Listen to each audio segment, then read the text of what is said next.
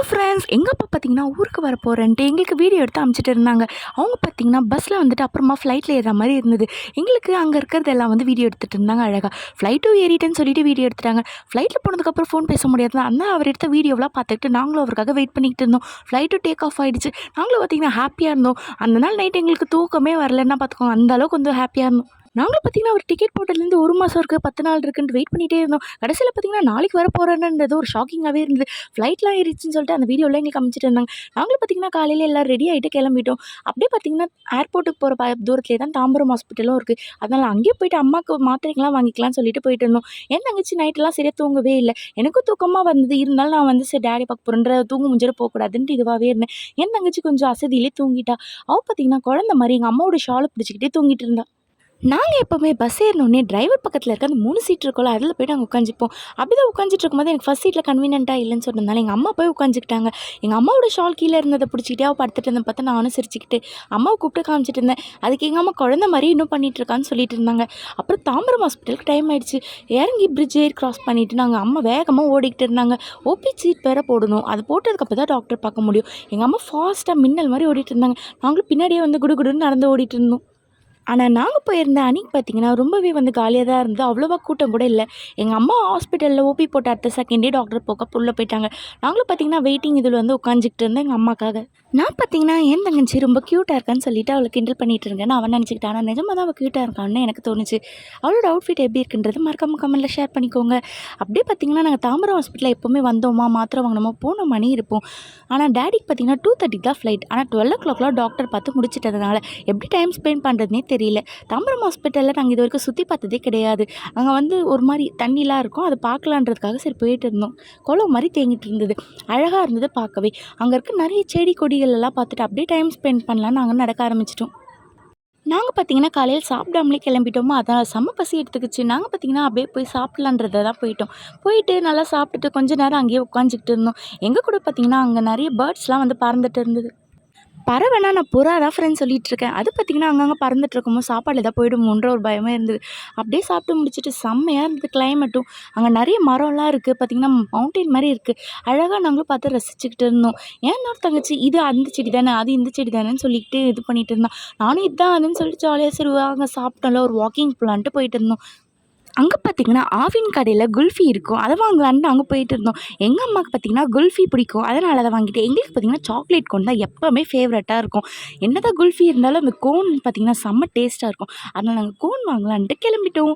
என் தங்கச்சி போகிற வழியில் சுற்றிக்கிட்டு போகலான்னு சொல்லிட்டு இருந்தா. சரி நாங்களும் வாக்கிங் மாதிரி இருக்குமேன்னு சுற்றிட்டு போகும்போது நானும் பார்த்திங்கன்னா அப்படியே ஜாலியாக அவ கூட நடந்துக்கிட்டு இருந்தேன். காசை பத்திரமா கையில் வச்சுக்கணுமேன்னு சொல்லிக்கிட்டு. என் தங்கச்சி இந்த மரத்தோட பேரெல்லாம் கரெக்டாக சொல்லிட்டு இருந்தா. உனக்கு தெரியுமான்னு கேட்டதுக்கு தெரியாதுன்னு சொன்னேன். ஒரு அசிங்கமாக பிடிச்சி பார்க்குமா அப்படின்ற மாதிரி ஆயிடுச்சு. நான் இது வரைக்கும் பார்த்த ஹாஸ்பிட்டலில் இவ்வளோ க்ளீனாக நீட்டாக செம்ம அழகாக இருக்கிற ஒரு கவர்மெண்ட் ஹாஸ்பிட்டலில் இது வரைக்கும் நான் பார்த்ததே இல்லைங்க. இதுதான் ஃபர்ஸ்ட் டைம். செம்மையாக வந்து மெயின்டைன் பண்ணிகிட்ருக்காங்க தாம்பரம் ஹாஸ்பிட்டலில். என் தங்கச்சி அதுக்கப்புறம் நீயே போய் வாங்கன்னு சொல்லிட்டு அவள் எப்போவுமே ஒரு கடையில் போயிட்டு எது சொல்லி வாங்கவே மாட்டாள். கூட வருவாளே தவிர எல்லாமே நம்ம தான் வாங்கணும். அவளுக்கு எப்போவுமே வாங்க சொன்னால் வந்து நம்மளை தான் இது பண்ணுவாள். உங்கள் கூட பிறந்தவங்க எப்படின்றத சொல்லுங்கள். அவங்க கூடவே வருவாங்க, ஆனால் எந்த பொருளையும் வாங்க மாட்டாங்க. நம்மளை தான் அமுச்சு விடுவாங்க. சரி நானும் போயிட்டு ஒரு சாக்லேட் கொடுக்கணும்னு சொல்லிட்டு வாங்கிட்டு ஐயா இந்தா அப்படின்னு சொல்லிட்டு என் தங்கச்சி வெறுப்பேற்றிட்டு இருந்தேன். நானே 3 எடுத்துக்கிட்டு அவள் கூட பேக்கில் போட்டுகிட்டே கிளம்பிட்டோம். ஹாஸ்பிட்டலில் பார்த்திங்கன்னா 12 o'clock அப்புறம் எல்லாருமே வெளியில் போயிடுவாங்க. அதனால் ஹாஸ்பிட்டல்லே ரொம்ப காலியாக இருந்தது. நாங்கள் கொஞ்சம் பேர் அப்புறம் செக்யூரிட்டிஸ் தான் இருந்துகிட்டு இருந்தோம். எங்கள் அம்மா பார்த்திங்கன்னா செம்ம டயர்டாக தூங்க ஆரம்பிச்சிட்டாங்க. ஏன்னா நாங்கள் பார்த்திங்கன்னா 5 மணிக்கெலாம் எழுந்து டேடிக்கு வந்து லஞ்ச் ப்ரிப்பேர் பண்ணி வச்சுட்டோம். என் தங்கச்சி பார்த்திங்கன்னா சாப்பிட்ட ஐஸ்கிரீமை எதுக்கு குப்பையில் போடணும், ஹாஸ்பிட்டல் க்ளீனாக இருக்குல்ல அப்படின்னு சொல்லிட்டு அவளோட பேக்கெட்லேயே சொருவி வச்சுக்கிட்டா.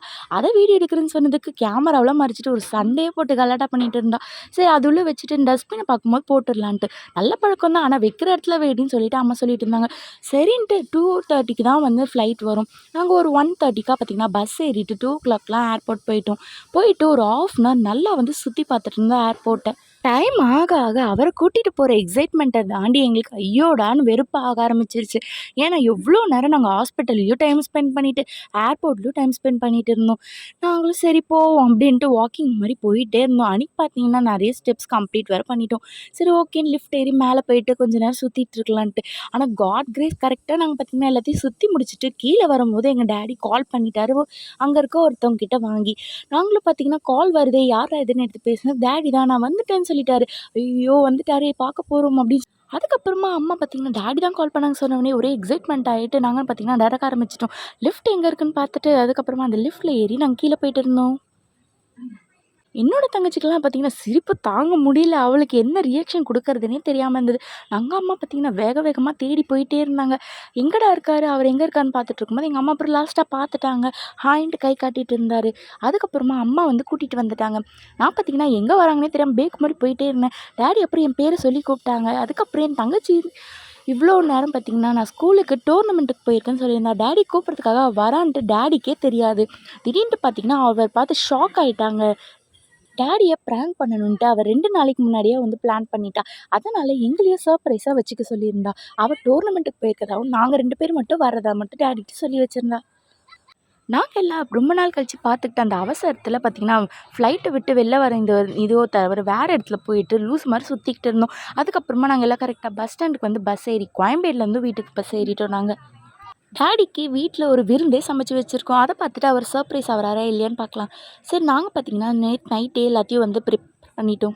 காலையில 5 மணிக்கெல்லாம் எந்திச்சு கடகடன்னு செஞ்சு வச்சுட்டு வீட்டுக்கு வந்ததும் அவருக்கு பிடிச்சா மாரி நண்டு குழம்பு, மீன் குழம்பு, மீன் ஃப்ரை, அப்புறமா எறா தொக்கு செஞ்சு சூப்பரா அவருக்கு சர்வ் பண்ணிட்டோம். அவருக்கு இதெல்லாம் சாப்பிடுறதுக்கு ரொம்பவே பிடிக்கும். டாடி அங்கே இருக்கும்போது அவரே செஞ்சு சாப்பிட்டுப்பாரு. என்ன இருந்தாலும் சொல்லிக்கிட்டே இருப்பாரு. என்ன இருந்தாலும் நீ செஞ்சு தர மாரி இல்லைன்ட்டு எங்க அம்மாவும் சொல்லுவாரு. செம்மையா இருந்தது சாப்பாடு. ரியலி டேஸ்ட்டா இருந்தது.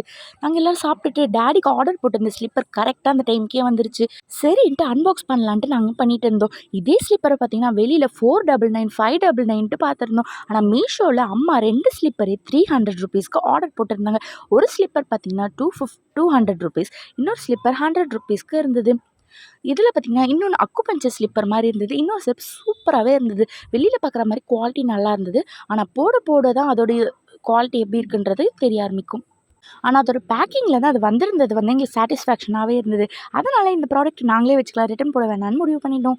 ஆனா இது போட போட தான் அதோட குவாலிட்டி எப்படி இருக்குன்றது டாடி தெரியும்னு சொல்லியிருந்தாங்க. ஆனா அந்த டைம்ல போடும்போது கம்ஃபர்டபுளா இருக்குன்னு சொன்னதுனால எங்களுக்கு ஒரு சாட்டிஸ்ஃபேக்ஷன் ஆயிடுச்சு. சரி போட்ட ஸ்லிப்பர் கரெக்ட்டா இருக்குன்ட்டு. இது பார்த்தீங்கன்னா, அக்குபஞ்சர் ஸ்லிப்பர் மாரி குடுத்துருந்தாங்க. சரி வீட்டிலேயே போட்டு நடந்து போன்ட்டு. இதே மாரி மீஷோலேருந்து வாங்கின தோசை தவா வீடியோ லிங்க்கும் நெறைய பேர் கேட்டிருக்கீங்க. அந்த வீடியோ மேல ஐகான்ல குடுக்குறேன். செக் பண்ணி பார்த்துக்கோங்க. அப்படியே மத்த நான் டிஸ்கிரிப்ஷன்லேயும் குடுக்குறேன். உங்களுக்கு வேணும்னா கிளிக் பண்ணிக்கோங்க. அந்த ப்ராடக்ட்டோட லிங்க் வேணும்னா லிங்க்ன்னு எங்களுக்கு கமெண்ட் பண்ணுங்க. இந்த வீடியோ உங்களுக்கு பிடிச்சிருந்தா மறக்காம நம்ம சேனல சப்ஸ்கிரைப் பண்ணிக்கோங்க, லைக் பண்ணிக்கோங்க.